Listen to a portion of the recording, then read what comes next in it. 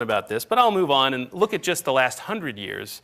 And this is the period where we kind of have enough actual tide gauges in different places in the planet to get a good sense of how sea levels have changed in the last 150 years, 130 years.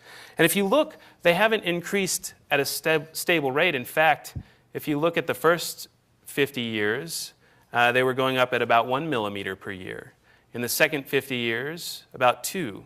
In the last 20 years, about 3. So there's actually been an acceleration in the last 100 years. And even more recent research than this suggests that that acceleration might even be a little bit bigger than what we show here, because the early part might have been overestimated. We see a little less sea level rise in that first 50 years than is shown here. So this seems small. It's only about 20 centimeters, about 8 inches. And when you're standing on the beach watching the waves crash in, that seems like a small number, but remember, 2/3 of the planet's surface, right? So this is a huge area, and this turns out to be an enormous volume, 16,000 cubic miles of extra ocean in the last 130 years.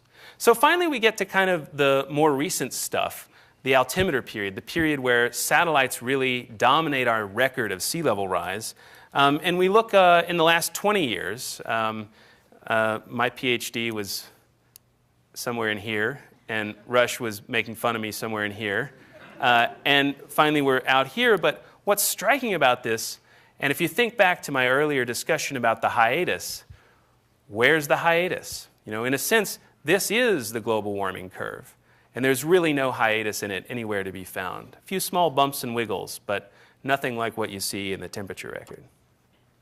But if you're not convinced by satellite data of sea level rise, you can look at satellite data of the Arctic.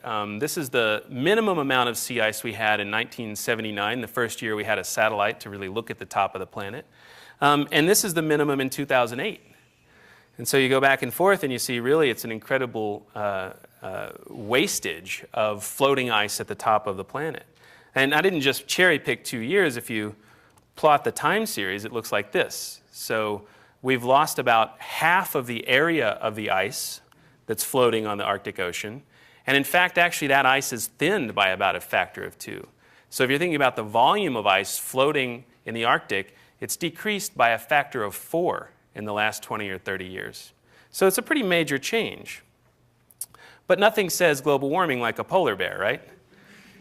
So in 2007, we had this major minimum, and the ice was being blown north away from Canada.